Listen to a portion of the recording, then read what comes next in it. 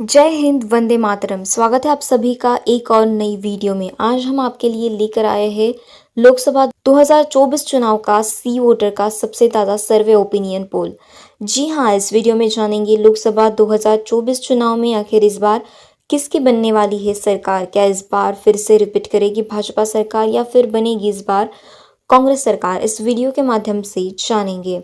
लोकसभा चुनाव हालांकि अगले साल 2024 में होने वाले हैं, लेकिन सभी पार्टियों ने अभी से ही जोरों से तैयारी करना शुरू कर दिया है।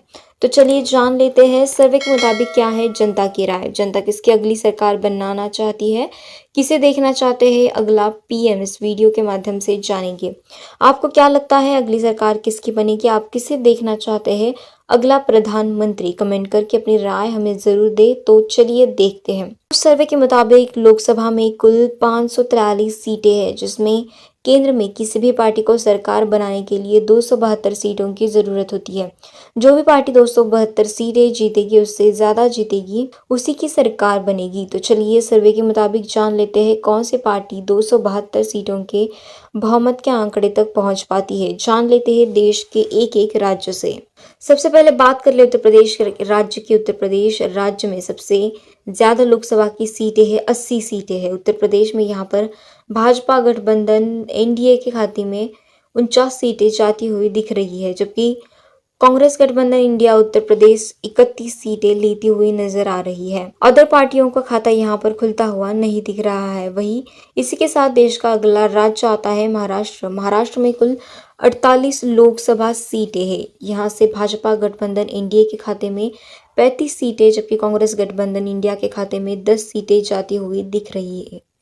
अदर पार्टी यहाँ पर 3 सीटें लेती हुई नजर आ रही है। इसी के साथ अगला राज्य आता है आंध्र प्रदेश।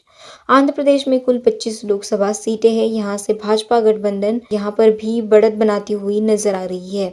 आंध्र प्रदेश से 17 सीटें भाजपा के खाते में जाते हुए दिख रही है, जबकि कांग्रेस गठबंधन इंडिया के खाते में 8 सीटें जा रही है।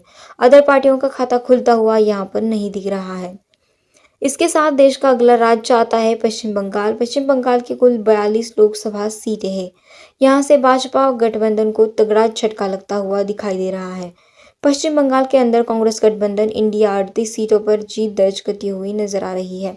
पश्चिम बंगाल के अंदर तृणमूल कांग्रेस यहाँ पर कांग्रेस के साथ मिली हुई, जिसके चलते यहाँ पर पश्चिम बंगाल के अंदर कांग्रेस काफी बढ़त बनाती हुई नजर आ रही। अदर पार्टी को यहाँ पर 0 सीटें मिल रही है। अगला राज्य है बिहार। बिहार में कुल 40 लोकसभा सीटें हैं। यहाँ पर भी भाजपा गठबंधन को तगड़ा झटका लग रहा है। 12 सीटें बिहार राज्य से भाजपा के खाते में जा रही है, जबकि यहाँ पर कांग्रेस गठबंधन इंडिया के खाते में 28 सीटें जाती हुई दिख रही है। अदर पार्टी को यहाँ की 0 सीटें मिलती हुई नजर आ रही है। इसके साथ देश का अगला राज्य आता है तमिलनाडु। तमिलनाडु में कुल 39 लोकसभा सीटें हैं। यहाँ से भाजपा गठबंधन एनडीए के खाते में 2 सीटें जाती हुई दिखाई दे रही है, जबकि अदर पार्टी यहाँ पर 13 सीटें लेती हुई नजर आ रही है। तमिलनाडु के अंदर कांग्रेस गठबंधन इंडिया और अदर पार्टियों की जबरदस्त मुकाबला है। वहीं अगला राज्य आता है मध्य प्रदेश। मध्य प्रदेश में कुल 29 लोकसभा सीटें हैं।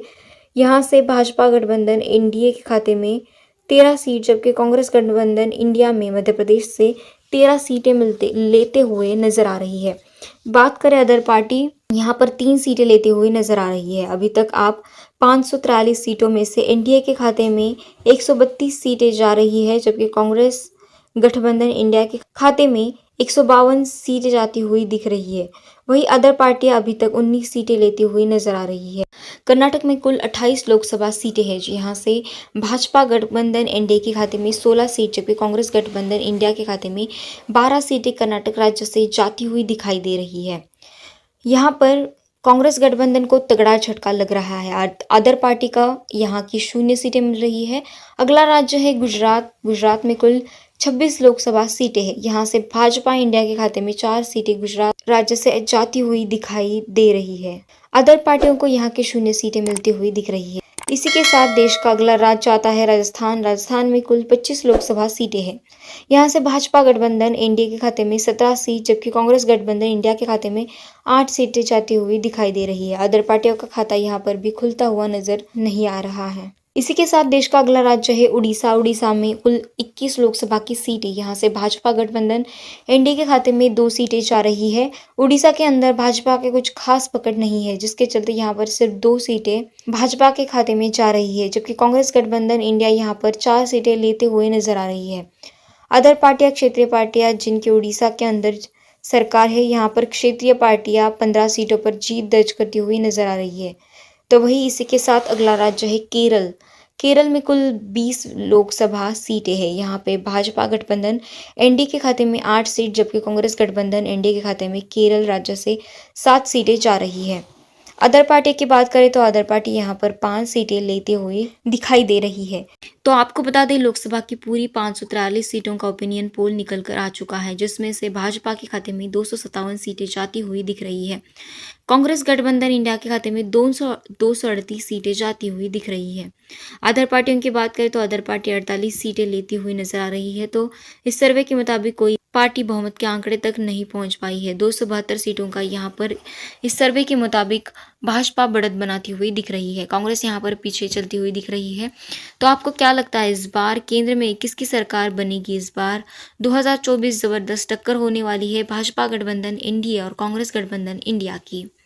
आप किसकी सरकार देखना चाहते हैं और किसे अगला प्रधानमंत्री देखना चाहते हैं? कमेंट करके हमें ज़रूर बताएं। मिलते हैं एक नए ओपिनियन पोल में, तब तक के लिए बने रहिए हमारे साथ। जय हिंद, जय भारत।